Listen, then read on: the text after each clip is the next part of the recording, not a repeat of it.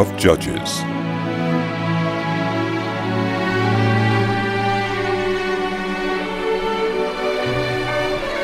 After the death of Joshua, the Israelites asked the Lord, "Who of us is to go up first to fight against the Canaanites?" The Lord answered, "Judah shall go up. I have given the land into their hands." The men of Judah then said to the Simeonites, their fellow Israelites, "Come up with us into the territory allotted to us to fight against the Canaanites. We in turn will go with you into yours." So the Simeonites went with them. When Judah attacked, the Lord gave the Canaanites and Perizzites into their hands, and they struck down 10,000 men at Bezek. It was there that they found Adoni-Bezek and fought against him, putting to rout the Canaanites and Perizzites. Adoni-Bezek fled, but they chased him and caught him, and cut off his thumbs and big toes. Then Adoni-Bezek said, 70 kings with their thumbs and big toes cut off have picked up scraps under my table. Now God has paid me back for what I did to them. They brought him to Jerusalem, and he died there. The men of Judah attacked Jerusalem also and took it. They put the city to the sword and set it on fire. After that, Judah went down to fight against the Canaanites living in the hill country, the Negev, and the western foothills. They advanced against the Canaanites living in Hebron, formerly called Kiriath Arba, and defeated Sheshai, Uhiman, and Talmai. From there they advanced against the people living in Debir, formerly called Kiriath Sepher. And Caleb said, "I will give my daughter Aksah in marriage to the man who attacks and captures Kiriath Sepher." Othniel, son of Kenaz, Caleb's younger brother, took it. So Caleb gave his daughter Aksah to him in marriage. One day when she came to Othniel, she urged him to ask her father for a field. When she got off her donkey, Caleb asked her, "What can I do for you?" She replied, "Do me a special favor.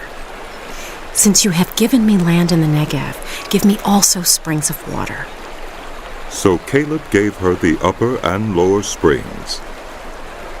The descendants of Moses' father-in-law, the Kenite, went up from the city of palms with the people of Judah to live among the inhabitants of the desert of Judah in the Negev near Arad.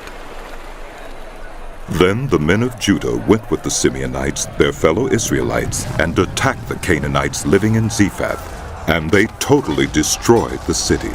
Therefore it was called Hormah. Judah also took Gaza, Ashkelon, and Ekron, each city with its territory. The Lord was with the men of Judah. They took possession of the hill country, but they were unable to drive the people from the plains because they had chariots fitted with iron. As Moses had promised, Hebron was given to Caleb, who drove from it the 3 sons of Anak. The Benjamites, however, did not drive out the Jebusites who were living in Jerusalem.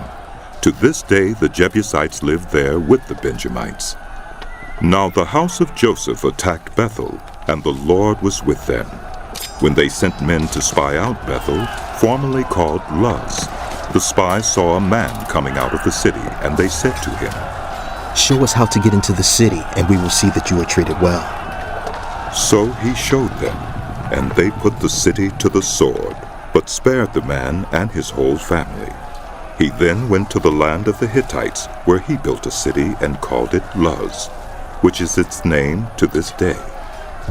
But Manasseh did not drive out the people of Bethshan, or Taanach, or Dor, or Ibleam, or Megiddo, and their surrounding settlements, for the Canaanites were determined to live in that land.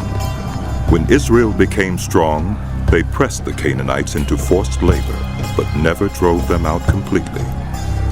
Nor did Ephraim drive out the Canaanites living in Gezer, but the Canaanites continued to live there among them. Neither did Zebulun drive out the Canaanites living in Kitron or Nahalal, so these Canaanites lived among them, but Zebulun did subject them to forced labor.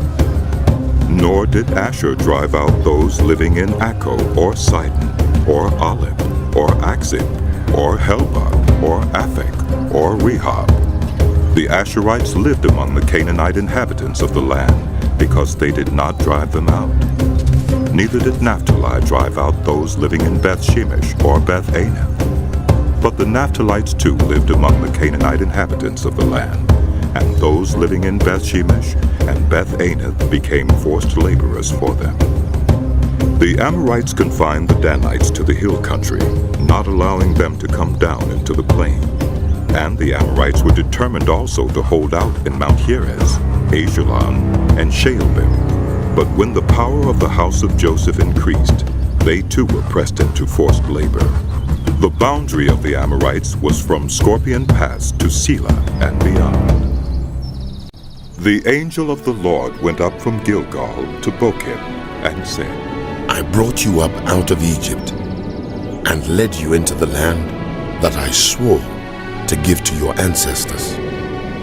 I said, I will never break my covenant with you, and you shall not make a covenant with the people of this land, but you shall break down their altars. Yet you have disobeyed me. Why have you done this? And I have also said, I will not drive them out before you. They will become traps for you, and their gods will become snares to you. When the angel of the Lord had spoken these things to all the Israelites, the people wept aloud, and they called that place Bochim. There they offered sacrifices to the Lord. After Joshua had dismissed the Israelites, they went to take possession of the land, each to their own inheritance. The people served the Lord throughout the lifetime of Joshua and of the elders who outlived him and who had seen all the great things the Lord had done for Israel. Joshua, son of Nun, the servant of the Lord, died at the age of 110, and they buried him in the land of his inheritance at Timnath-Heres in the hill country of Ephraim, north of Mount Gaash. After that whole generation had been gathered to their ancestors, another generation grew up who knew neither the Lord nor what he had done for Israel. Then the Israelites did evil in the eyes of the Lord and served the Baals. They forsook the Lord, the God of their ancestors who had brought them out of Egypt. They followed and worshipped various gods of the peoples around them. They aroused the Lord's anger because they forsook him and served Baal and the Ashtoreths. In his anger against Israel, the Lord gave them into the hands of raiders who plundered them. He sold them into the hands of their enemies all around, whom they were no longer able to resist. Whenever Israel went out to fight, the hand of the Lord was against them to defeat them, just as he had sworn to them. They were in great distress. Then the Lord raised up judges who saved them out of the hands of these raiders. Yet they would not listen to their judges, but prostituted themselves to other gods and worshipped them. Unlike their ancestors, they quickly turned from following the way of their ancestors, the way of obedience to the Lord's commands. Whenever the Lord raised up a judge for them, he was with the judge and saved them out of the hands of their enemies as long as the judge lived. For the Lord relented because of their groaning under those who oppressed and afflicted them. But when the judge died, the people returned to ways even more corrupt than those of their ancestors, following other gods and serving and worshiping them. They refused to give up their evil practices and stubborn ways. Therefore the Lord was very angry with Israel and said, Because this nation has violated the covenant I ordained for their ancestors, and has not listened to me, I will no longer drive out before them any of the nations Joshua left when he died. I will use them to test Israel and see whether they will keep the way of the Lord and walk in it as their ancestors did. The Lord had allowed those nations to remain. He did not drive them out at once by giving them into the hands of Joshua. These are the nations the Lord left to test all those Israelites who had not experienced any of the wars in Canaan. He did this only to teach warfare to the descendants of the Israelites who had not had previous battle experience. The 5 rulers of the Philistines, all the Canaanites, the Sidonians, and the Hivites living in the Lebanon mountains, from Mount Baal Hermon to Lebo Hamath. They were left to test the Israelites to see whether they would obey the Lord's commands, which he had given their ancestors through Moses. The Israelites lived among the Canaanites, Hittites, Amorites, Perizzites, Hivites, and Jebusites. They took their daughters in marriage and gave their own daughters to their sons, and served their gods. The Israelites did evil in the eyes of the Lord. They forgot the Lord their God, and served the Baals and the Ushiras. The anger of the Lord burned against Israel, so that he sold them into the hands of Cushan-Rishathaim, king of Aram-Naharaim, to whom the Israelites were subject for 8 years. But when they cried out to the Lord, he raised up for them a deliverer, Othniel, son of Kenaz, Caleb's younger brother, who saved them. The Spirit of the Lord came on him, so that he became Israel's judge, and went to war. The Lord gave Cushan-Rishathaim, king of Aram, into the hands of Othniel, who overpowered him. So the land had peace for 40 years, until Othniel, son of Kenaz, died. Again the Israelites did evil in the eyes of the Lord. And because they did this evil, the Lord gave Eglon, king of Moab, power over Israel. Getting the Ammonites and the Amalekites to join him, Eglon came and attacked Israel, and they took possession of the city of palms. The Israelites were subject to Eglon, king of Moab, for 18 years. Again the Israelites cried out to the Lord, and he gave them a deliverer, Ehud, a left-handed man, the son of Gera, the Benjamite. The Israelites sent him with tribute to Eglon, king of Moab. Now Ehud had made a double-edged sword about a cubit long, which he strapped to his right thigh under his clothing. He presented the tribute to Eglon, king of Moab, who was a very fat man. After Ehud had presented the tribute, he dismissed those who had carried it.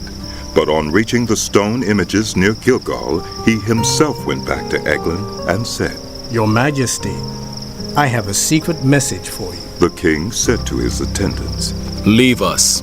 And they all left. Ehud then approached him while he was sitting alone in the upper room of his palace and said, I have a message from God for you.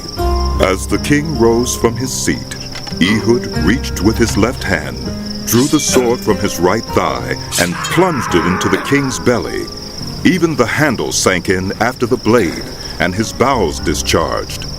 Ehud did not pull the sword out, and the fat closed in over it. Then Ehud went out to the porch. He shut the doors of the upper room behind him and locked them. After he had gone, the servants came and found the doors of the upper room locked. They said, He must be relieving himself in the inner room of the palace. They waited to the point of embarrassment. But when he did not open the doors of the room, they took a key and unlocked them. There they saw their lord fallen to the floor, dead. While they waited, Ehud got away. He passed by the stone images and escaped to Seirah. When he arrived there, he blew a trumpet in the hill country of Ephraim, and the Israelites went down with him from the hills, with him leading them. Follow me, he ordered. For the Lord has given Moab, your enemy, into your hands. So they followed him down and took possession of the fords of the Jordan that led to Moab. They allowed no one to cross over. At that time they struck down about 10,000 Moabites, all vigorous and strong. Not one escaped. That day Moab was made subject to Israel, and the land had peace for 80 years. After Ehud came Shamgar, son of Anath, who struck down 600 Philistines with an ox goad. He too saved Israel.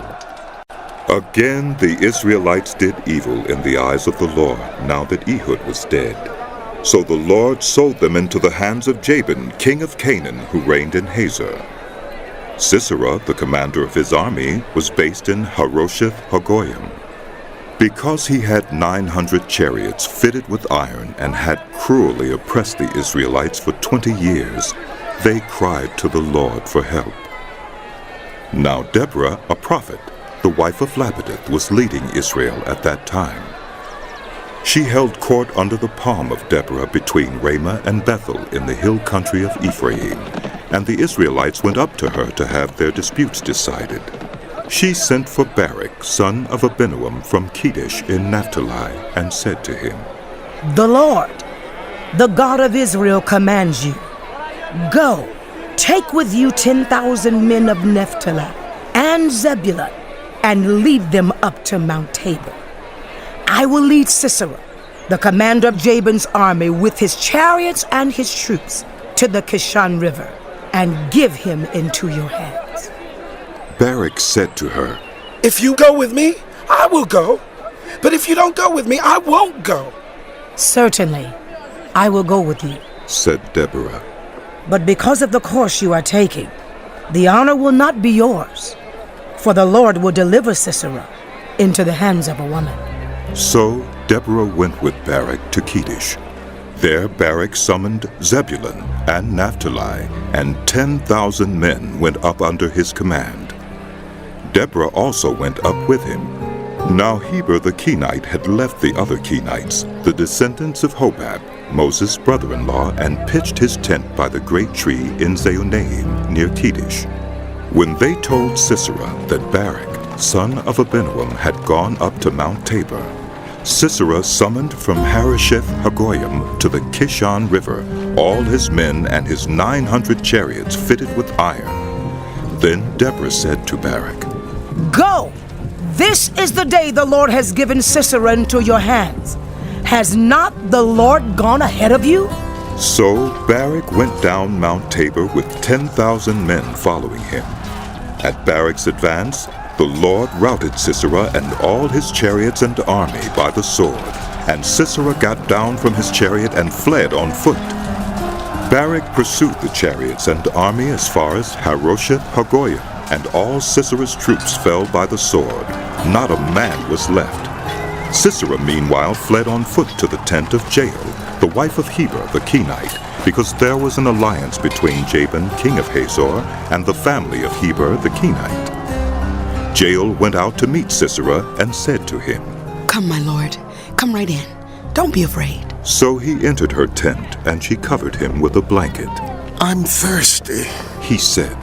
"Please, give me some water." She opened a skin of milk, gave him a drink, and covered him up. "Stand in the doorway of the tent," he told her. "If anyone comes by and asks you, 'Is there a man in here?' say no." But Jael, Heber's wife, picked up a tent peg and a hammer and went quietly to him while he lay fast asleep, exhausted. She drove the peg through his temple into the ground, and he died. Just then Barak came by in pursuit of Sisera, and Jael went out to meet him. "Come," she said. "I will show you the man you're looking for." So he went in with her, and there lay Sisera with the tent peg through his temple, dead. On that day God subdued Jabin, king of Canaan, before the Israelites. And the hand of the Israelites pressed harder and harder against Jabin, king of Canaan, until they destroyed him. On that day Deborah and Barak, son of Abinoam, sang this song. When the princes in Israel take the lead, when the people willingly offer themselves, praise the Lord. Hear this, you kings. Listen, you rulers. Even I, will sing to the Lord. I will praise the Lord, the God of Israel, in song. When you, Lord, went out from Seir, when you marched from the land of Eden, the earth shook, the heavens poured, the clouds poured down water. The mountains quaked before the Lord, the one of Sinai, before the Lord, the God of Israel. In the days of Shamgar, son of Anath, in the days of Jael, the highways were abandoned. Travelers took to winding paths. Villagers in Israel would not fight. They held back until I, Deborah, arose. Until I arose, a mother in Israel. God chose new leaders when war came to the city gates, but not a shield or spear was seen among 40,000 in Israel. My heart is with Israel's princes, with the willing volunteers among the people. Praise the Lord! You who ride on white donkeys, sitting on your saddle blankets, and you who walk along the road, consider the voice of the singers at the watering places. They recite the victories of the Lord, the victories of his villages in Israel. Then the people of the Lord went down to the city gates. Wake up! Wake up! Deborah, wake up! Wake up! Break out in song! Arise, Barak! Take captive your captives. Son of Abinoam, the remnant of the nobles came down. The people of the Lord came down to me against the mighty. Some came from Ephraim, whose roots were in Amalek. Benjamin was with the people who followed you. From Machir, captains came down. From Zebulun, those who bear commander's staff. The princes of Issachar were with Deborah. Yes, Issachar was with Barak, sent under his command into the valley. In the districts of Reuben, there was much searching of heart. Why did you stay among the sheep pens to hear the whistling for the flocks? In the districts of Reuben, there was much searching of heart. Gilead stayed beyond the Jordan. And Dan, why did he linger by the ships? Asher remained on the coast and stayed in his coves. The people of Zebulun risked their very lives. So did Naphtali on the terrace fields. Kings came, they fought. The kings of Canaan fought. At Tanakh by the waters of Megiddo, they took no plunder of silver. From the heavens the stars fought. From their courses they fought against Sisera. The river Kishon swept them away.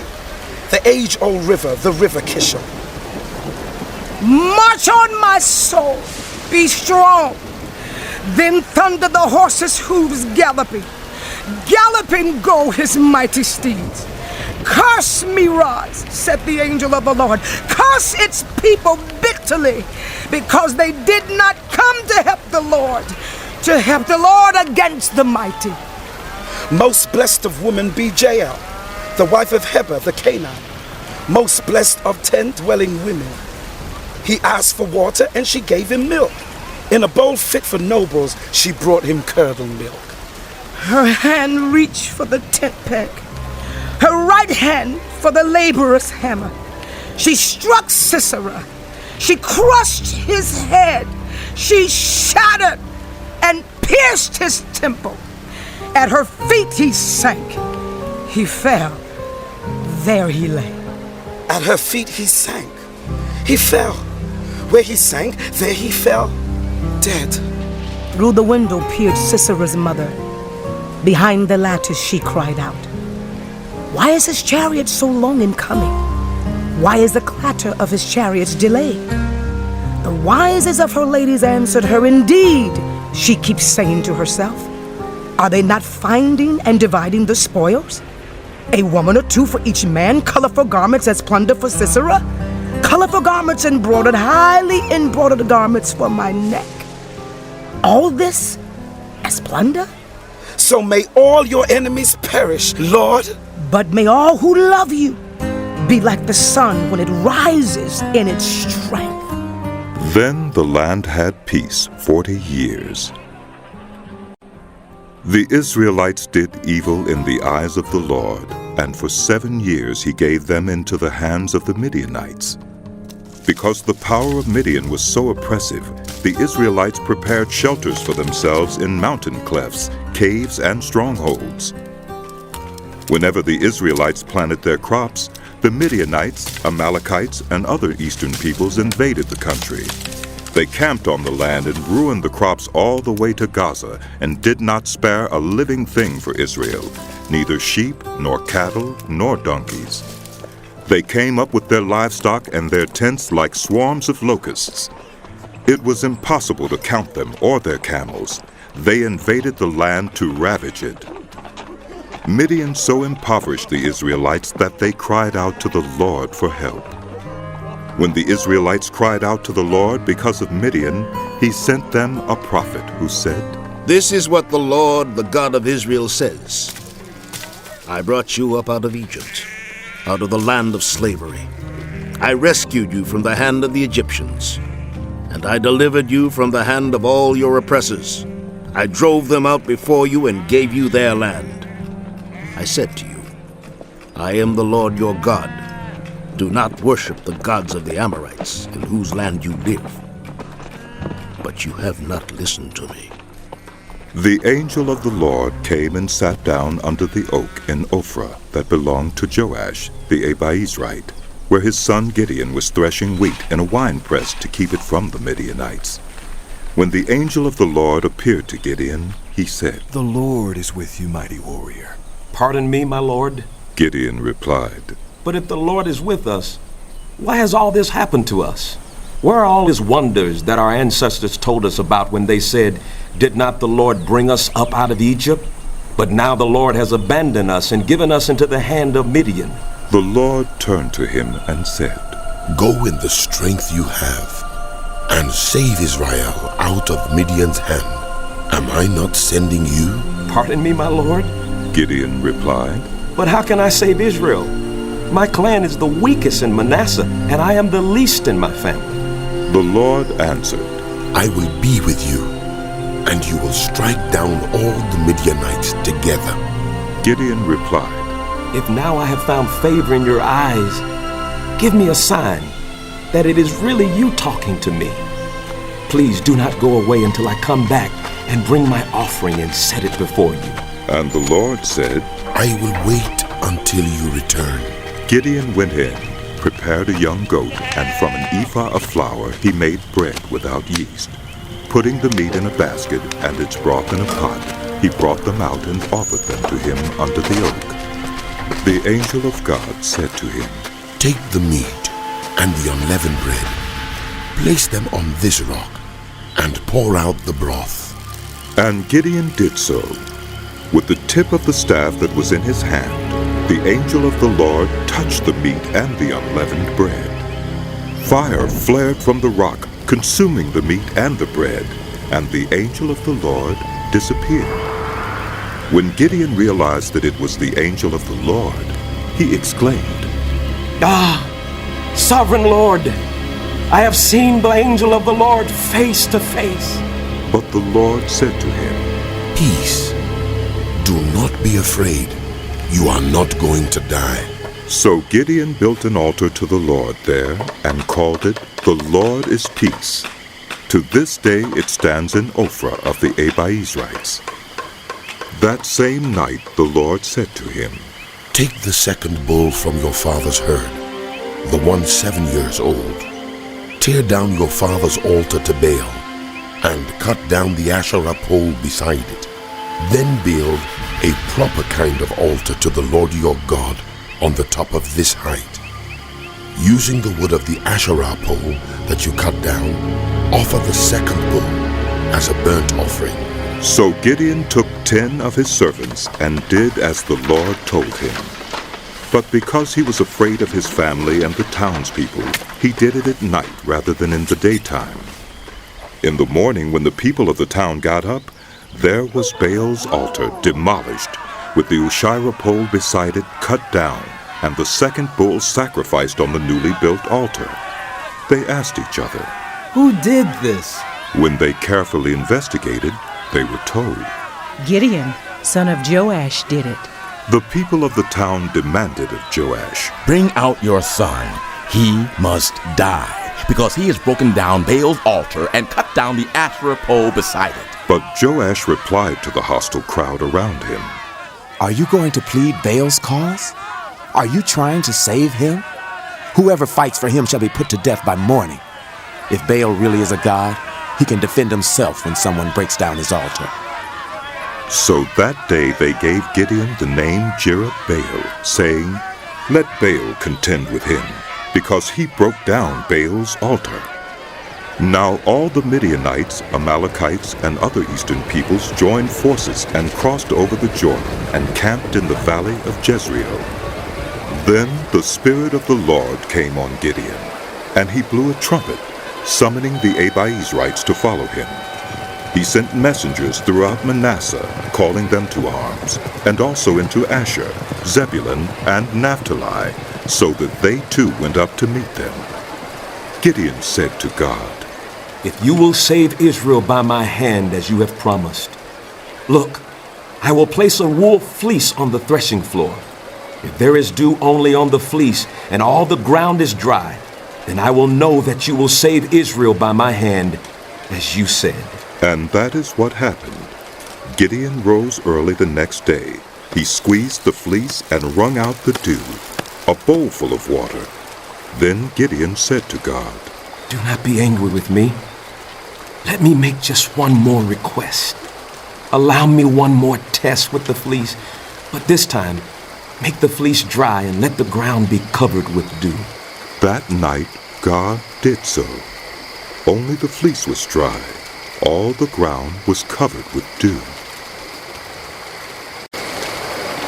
Early in the morning, Jerubbaal, that is, Gideon, and all his men camped at the spring of Harod. The camp of Midian was north of them in the valley near the hill of Moreh. The Lord said to Gideon, "You have too many men. I cannot deliver Midian into their hands, or Israel would boast against me. My own strength has saved me. Now announce to the army, anyone who trembles with fear may turn back and leave Mount Gilead." So 22,000 men left, while 10,000 remained. But the Lord said to Gideon, "There are still too many men. Take them down to the water, and I will sift them for you there. If I say this one shall go with you, he shall go. But if I say this one shall not go with you, he shall not go." So Gideon took the men down to the water.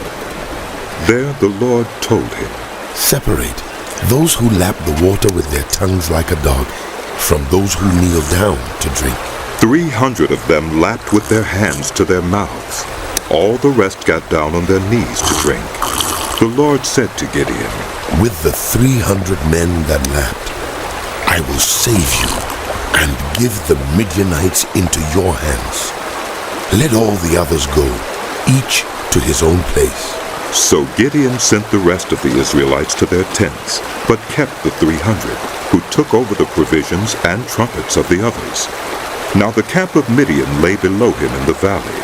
During that night the Lord said to Gideon, "Get up, go down against the camp, because I am going to give it into your hands. If you are afraid to attack, go down to the camp with your servant Purah, and listen to what they are saying. Afterward, you will be encouraged to attack the camp." So he and Purah, his servant, went down to the outposts of the camp. The Midianites, the Amalekites, and all the other eastern peoples had settled in the valley, thick as locusts. Their camels could no more be counted than the sand on the seashore. Gideon arrived just as a man was telling a friend his dream. "I had a dream," he was saying. "A round loaf of barley bread came tumbling into the Midianite camp. It struck the tent with such force that the tent overturned and collapsed."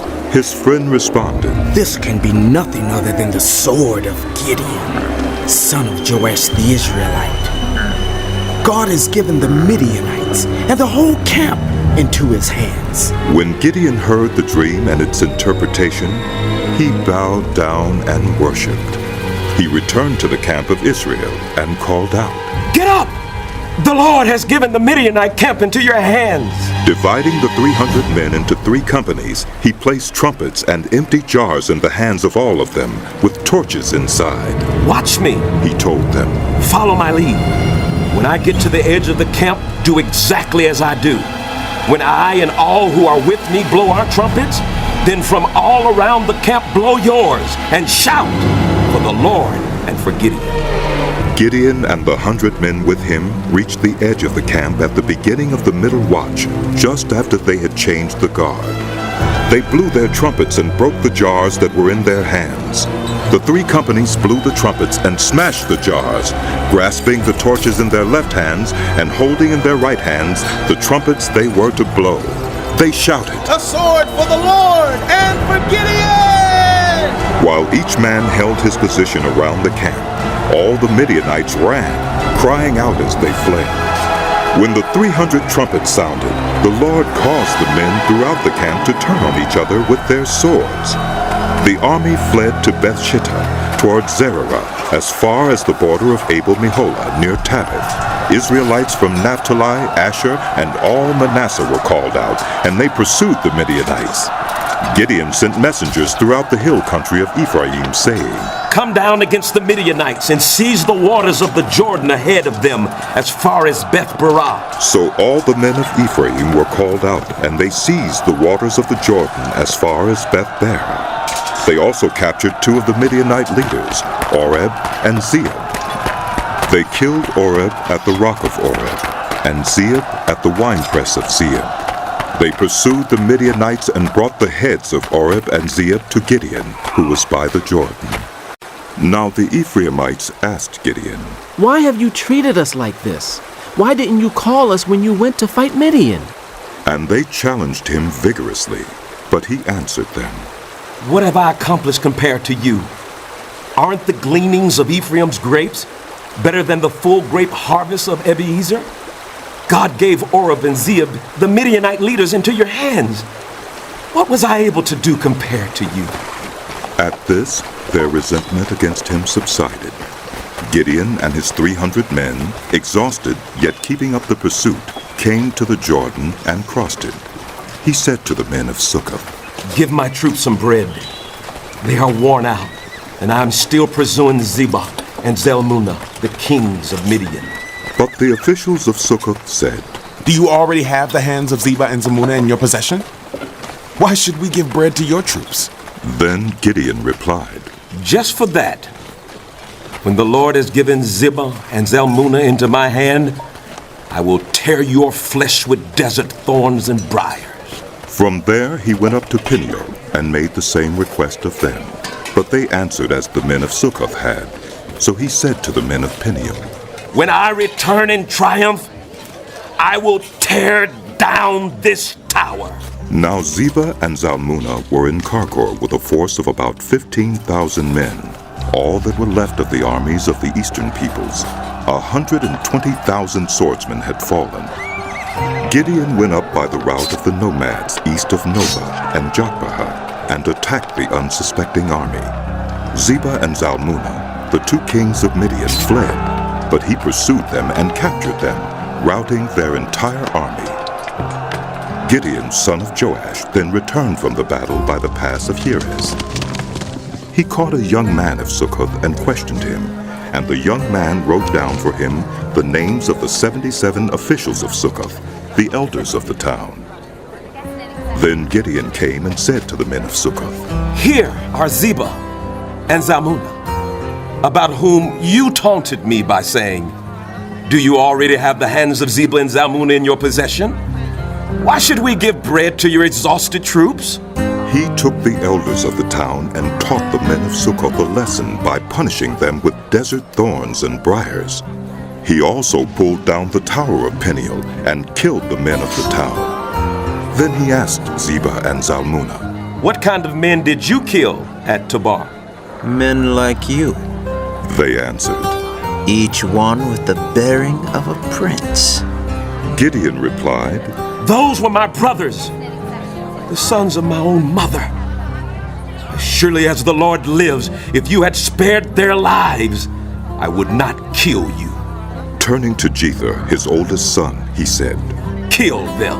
But Jether did not draw his sword because he was only a boy and was afraid. Zebah and Zalmunna said, "Come, do it yourself. As is the man, so is his strength." So Gideon stepped forward and killed them, and took the ornaments off their camels' necks. The Israelites said to Gideon, "Rule over us, you, your son, and your grandson, because you have saved us from the hand of Midian." But Gideon told them, "I will not rule over you, nor will my son rule over you. The Lord will rule over you." And he said, "I do have one request, that each of you give me an earring from your share of the plunder." It was the custom of the Ishmaelites to wear gold earrings. They answered, We'll be glad to give them. So they spread out a garment, and each of them threw a ring from his plunder onto it. The weight of the gold rings he asked for came to 1,700 shekels, not counting the ornaments, the pendants, and the purple garments worn by the kings of Midian, or the chains that were on their camels' necks. Gideon made the gold into an ephod, which he placed in Ophrah, his town. All Israel prostituted themselves by worshiping it there, and it became a snare to Gideon and his family. Thus Midian was subdued before the Israelites and did not raise its head again. During Gideon's lifetime, the land had peace 40 years. Jerubbaal, son of Joash, went back home to live. He had 70 sons of his own, for he had many wives. His concubine who lived in Shechem also bore him a son, whom he named Abimelech. Gideon, son of Joash, died at a good old age and was buried in the tomb of his father Joash in Ophrah of the Abiezrites. No sooner had Gideon died than the Israelites again prostituted themselves to the Baals. They set up Baal-berith as their god, and did not remember the Lord their God, who had rescued them from the hands of all their enemies on every side. They also failed to show any loyalty to the family of Jerubbaal, that is Gideon, in spite of all the good things he had done for them. Abimelech, son of Jerubbaal, went to his mother's brothers in Shechem and said to them and to all his mother's clan, Ask all the citizens of Shechem, which is better for you, to have all 70 of Jerubbaal's sons rule over you, or just one man? Remember, I am your flesh and blood.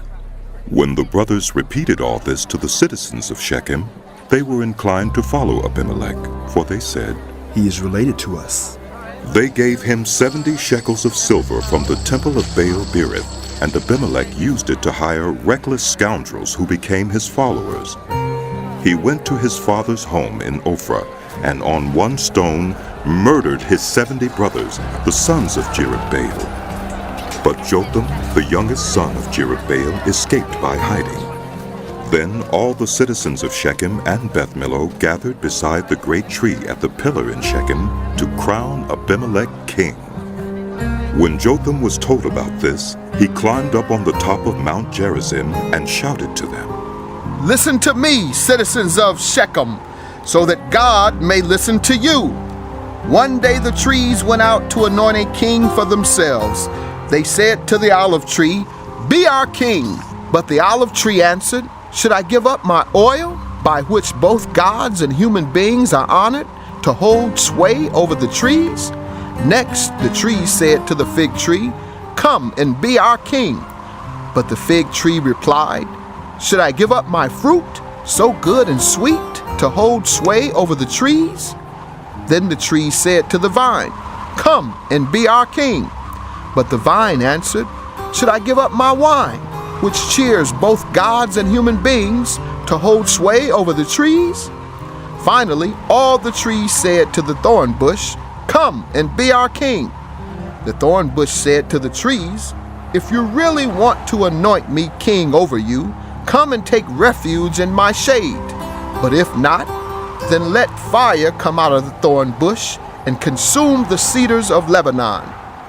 Have you acted honorably and in good faith by making Abimelech king? Have you been fair to Jerubbaal and his family? Have you treated him as he deserves?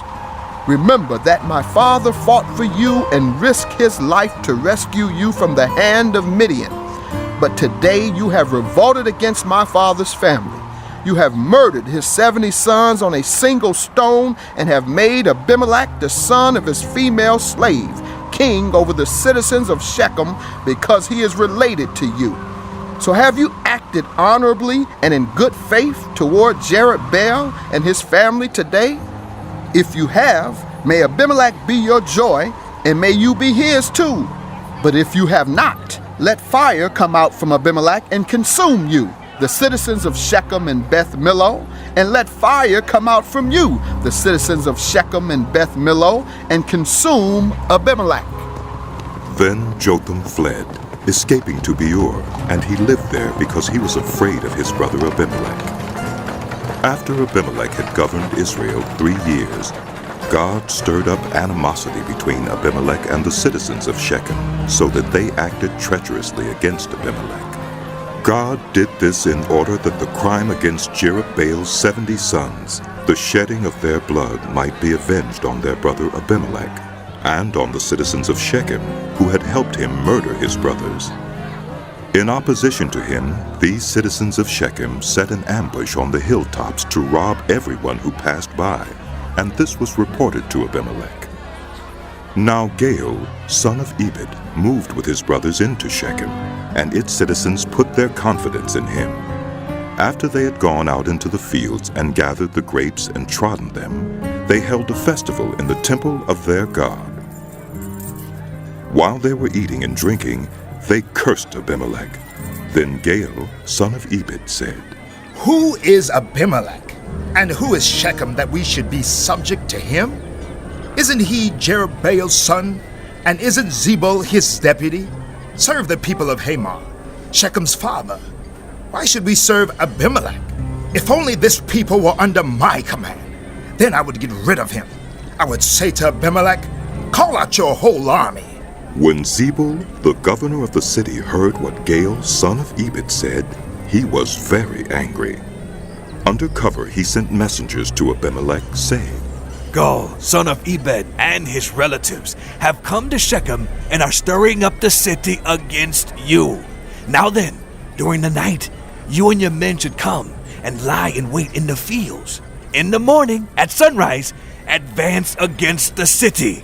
When Gaal and his men come out against you, do whatever your hand finds to do. So Abimelech and all his troops set out by night and took up concealed positions near Shechem in 4 companies. Now Gaal, son of Ebed, had gone out and was standing at the entrance of the city gate just as Abimelech and his troops came out from their hiding place. When Gaal saw them, he said to Zebul, "Look, people are coming down from the tops of the mountains." Zebul replied, "You mistake the shadows of the mountains for men." But Gaal spoke up again. "Look, people are coming down from the central hill, and a company is coming from the direction of the diviner's tree." Then Zebul said to him, Where is your big talk now? You who said, who is Abimelech that we should be subject to him? Aren't these the men you ridiculed? Go out and fight them. So Gaal led out the citizens of Shechem and fought Abimelech. Abimelech chased him all the way to the entrance of the gate, and many fell slain as they fled. Abimelech stayed in Arumah, and Zebul drove Gaal and his relatives out of Shechem. The next day, the people of Shechem went out to the fields, and this was reported to Abimelech. So he took his troops, divided them into 3 companies, and set an ambush in the fields. When he saw the people coming out of the city, he rose to attack them. Abimelech and the companies with him rushed forward to a position at the entrance of the city gate. Then 2 companies attacked those in the fields and struck them down. All that day Abimelech pressed his attack against the city until he had captured it and killed its people. Then he destroyed the city and scattered salt over it. On hearing this, the citizens in the Tower of Shechem went into the stronghold of the temple of El-Berith. When Abimelech heard that they had assembled there, he and all his men went up to Mount Zalmon. He took an axe and cut off some branches which he lifted to his shoulders. He ordered the men with him, "Quick, do what you have seen me do." So all the men cut branches and followed Abimelech. They piled them against the stronghold and set it on fire with the people still inside. So all the people in the Tower of Shechem, about 1,000 men and women, also died. Next Abimelech went to Thebez and besieged it and captured it. Inside the city, however, was a strong tower to which all the men and women, all the people of the city, had fled. They had locked themselves in and climbed up on the tower roof. Abimelech went to the tower and attacked it. But as he approached the entrance to the tower to set it on fire, a woman dropped an upper millstone on his head and cracked his skull. Hurriedly he called to his armor-bearer, "Draw your sword and kill me." so that they can't say a woman killed him. So his servant ran him through, and he died. When the Israelites saw that Abimelech was dead, they went home. Thus God repaid the wickedness that Abimelech had done to his father by murdering his 70 brothers. God also made the people of Shechem pay for all their wickedness. The curse of Jotham, son of Jerubbaal, came on them. After the time of Abimelech, a man of Issachar named Tola, son of Puah, the son of Dodo, rose to save Israel. He lived in Shamir, in the hill country of Ephraim. He led Israel 23 years, then he died and was buried in Shamir. He was followed by Jair of Gilead, who led Israel 22 years. He had 30 sons who rode 30 donkeys. They controlled 30 towns in Gilead, which to this day are called Havoth Jair. When Jair died, he was buried in Canaan. Again the Israelites did evil in the eyes of the Lord. They served the Baals and the Ashtoreths, and the gods of Aram, the gods of Sidon, the gods of Moab, the gods of the Ammonites, and the gods of the Philistines. And because the Israelites forsook the Lord and no longer served him, he became angry with them.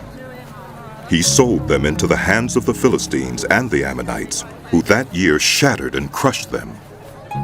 For 18 years they oppressed all the Israelites on the east side of the Jordan in Gilead, the land of the Amorites. The Ammonites also crossed the Jordan to fight against Judah, Benjamin, and the house of Ephraim, and Israel was in great distress. Then the Israelites cried out to the Lord. We have sinned against you, forsaking our God and serving the Baals.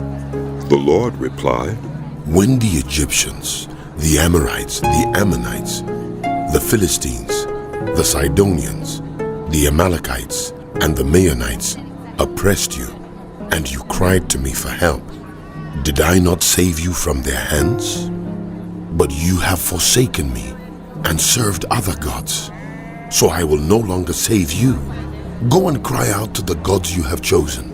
Let them save you when you are in trouble. But the Israelites said to the Lord, We have sinned. Do with us whatever you think best. But please, rescue us now. Then they got rid of the foreign gods among them and served the Lord, and he could bear Israel's misery no longer. When the Ammonites were called to arms and camped in Gilead, the Israelites assembled and camped at Mizpah. The leaders of the people of Gilead said to each other, Whoever will take the lead in attacking the Ammonites will be head over all who live in Gilead. Jephthah, the Gileadite, was a mighty warrior. His father was Gilead. His mother was a prostitute. Gilead's wife also bore him sons, and when they were grown up, they drove Jephthah away. You are not going to get any inheritance in our family, they said, because you are the son of another woman. So Jephthah fled from his brothers and settled in the land of Tob, where a gang of scoundrels gathered around him and followed him. Some time later, when the Ammonites were fighting against Israel, the elders of Gilead went to get Jephthah from the land of Tob. Come, they said, be our commander so we can fight the Ammonites. Jephthah said to them, Didn't you hate me and drive me from my father's house? Why do you come to me now when you're in trouble? The elders of Gilead said to him, Nevertheless, we are turning to you now. Come with us to fight the Ammonites, and you will be head over all of us who live in Gilead. Jephthah answered, Suppose you take me back to fight the Ammonites, and the Lord gives them to me. Will I really be your head? The elders of Gilead replied, The Lord is our witness.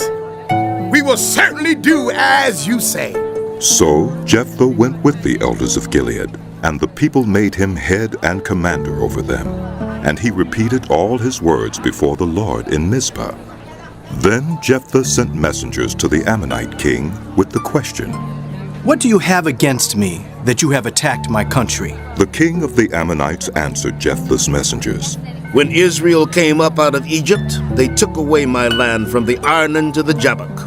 all the way to the Jordan. Now give it back peaceably. Jephthah sent back messengers to the Ammonite king, saying, This is what Jephthah says. Israel did not take the land of Moab or the land of the Ammonites. But when they came up out of Egypt, Israel went through the wilderness to the Red Sea and on to Kadesh. Then Israel sent messengers to the king of Edom, saying, Give us permission to go through your country. But the king of Edom would not listen.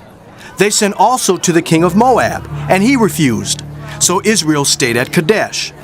Next they traveled through the wilderness, skirted the lands of Edom and Moab, passed along the eastern side of the country of Moab, and camped on the other side of the Arnon. They did not enter the territory of Moab, for the Arnon was its border. Then Israel sent messengers to Sihon, king of the Amorites, who ruled in Heshbon, and said to him, Let us pass through your country to our own place. Sihon, however, did not trust Israel to pass through his territory. He mustered all his army and encamped at Jahaz and fought with Israel. Then the Lord, the God of Israel, gave Sihon and his whole army into Israel's hands, and they defeated them. Israel took over all the land of the Amorites who lived in that country, capturing all of it from the Arnon to the Jabbok, and from the desert to the Jordan. Now since the Lord, the God of Israel, has driven the Amorites out before his people Israel, what right have you to take it over? Will you not take what your God Chemosh gives you? Likewise, whatever the Lord our God has given us, we will possess. Are you any better than Balak, son of Zippor, king of Moab? Did he ever quarrel with Israel or fight with them? For 300 years, Israel occupied Heshbon, Aroer, the surrounding settlements, and all the towns along the Arnon. Why didn't you retake them during that time? I have not wronged you, but you are doing me wrong by waging war against me. Let the Lord, the judge, decide the dispute this day between the Israelites and the Ammonites. The king of Ammon, however, paid no attention to the message Jephthah sent him. Then the Spirit of the Lord came on Jephthah. He crossed Gilead and Manasseh, passed through Mizpah of Gilead, and from there he advanced against the Ammonites, and Jephthah made a vow to the Lord. If you give the Ammonites into my hands, whatever comes out of the door of my house to meet me when I return in triumph from the Ammonites will be the Lord's, and I will sacrifice it as a burnt offering. Then Jephthah went over to fight the Ammonites, and the Lord gave them into his hands. He devastated 20 towns from Aurora to the vicinity of Minnith, as far as Abel-Keramim. Thus Israel subdued Ammon. When Jephthah returned to his home in Mizpah, who should come out to meet him but his daughter, dancing to the sound of timbrels? She was an only child. Except for her, he had neither son nor daughter. When he saw her, he tore his clothes and cried, No, my daughter, you have brought me down, and I am devastated. I have made a vow to the Lord that I cannot break. My father, she replied, you have given your word to the Lord. Do to me, just as you promised, now that the Lord has avenged you of your enemies, the Ammonites. But grant me this one request, she said. Give me 2 months to roam the hills and weep with my friends, because I will never marry. You may go, he said, and he let her go for 2 months. She and her friends went into the hills and wept because she would never marry. After the 2 months, she returned to her father, and he did to her as he had vowed, and she was a virgin. From this comes the Israelite tradition that each year the young women of Israel go out for 4 days to commemorate the daughter of Jephthah the Gileadite.